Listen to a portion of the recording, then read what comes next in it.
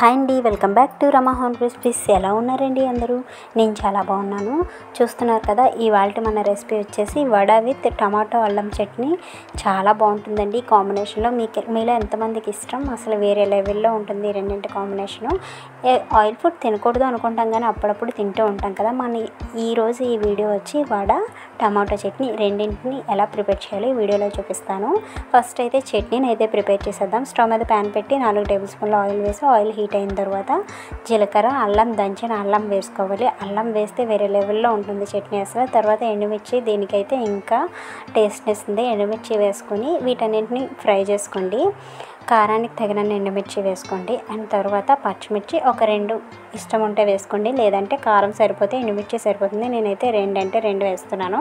వేసేసిన తర్వాత ఇలా 2 పెద్ద సైజు ఉల్లిపాయలని, 4 టమాటాలని ఇలా పెద్ద పెద్ద ముక్కలుగా కట్ చేసేసుకొని ఇందులో వేసేసుకోవాలి. వేసేసుకొని తర్వాత రుచికి తగినంత సాల్ట్ ఇప్పుడే యాడ్ చేసేస్తే మనకి టమాటాలు, ఉల్లిపాయలు అనేవి త్వరగా మగ్గిపోతాయి.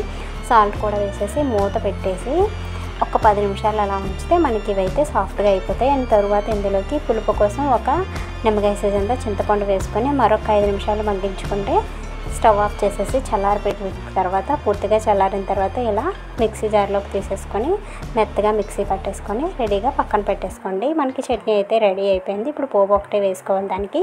ఇప్పుడు మనం వడల కోసం అయితే ఇలా 4 అవర్స్ పాటు నానబెట్టిన మినపగుళ్ళను శుభ్రంగా కడిగేసి ఇలా గ్రైండర్లో గ్రైండ్ చేసుకోవాలి. వాటర్ వేయకూడదు, చాలా తక్కువ వాటర్ వేసుకోవాలి. మెత్తగా నలిగిపోవాలి, ఉండ కన్సిస్టెన్సీ రావాలన్నమాట.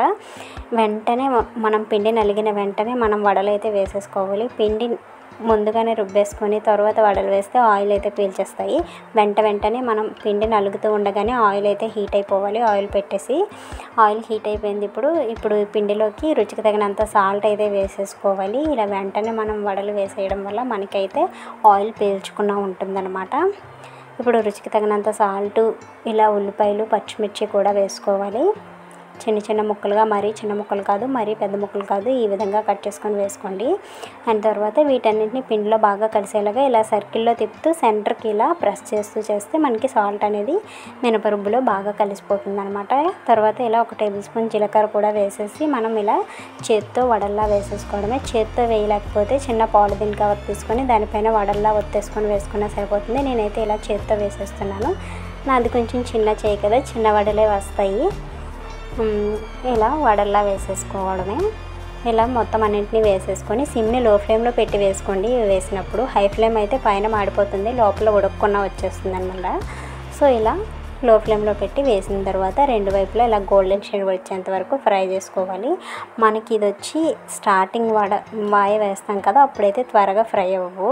సెకండ్ వాయి నుంచి ఇంకా మనకైతే త్వరగా ఫ్రై అయిపోతాయి. ఈ విధంగా గోల్డెన్ షేడ్ వచ్చేంత వరకు లో ఫ్లేమ్లో పెట్టి ఫ్రై చేసుకోవాలి.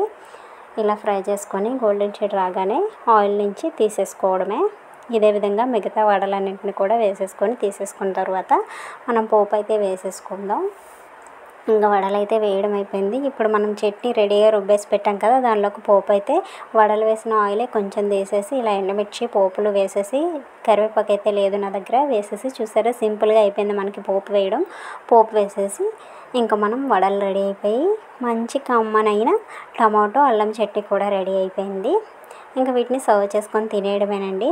చాలా బాగుంటుందండి, నాకు చాలా ఇష్టం. మీలో ఎంతమందికి ఇష్టమో కమెంట్ చేయండి. ఈ రెసిపీ నచ్చితే తప్పకుండా లైక్ చేయండి ఫ్రెండ్స్. అలాగే ఛానల్ని సబ్స్క్రైబ్ చేసుకోకపోతే సబ్స్క్రైబ్ చేసుకొని మీ సపోర్ట్ నాకు ఇవ్వండి. ఇంకా అంతే అండి, వీడియో అయితే ఎండ్ చేస్తున్నాను. ఇంకా మరిన్ని వీడియోస్ కోసం మన ఛానల్ని సబ్స్క్రైబ్ చేసుకొని బెల్ ఐకాన్ని క్లిక్ చేయండి. ఓకే అండి, థ్యాంక్స్ ఫర్ వాచింగ్. ఇంకా మీకు వీలైతే కమెంట్ చేయండి. Bye friends.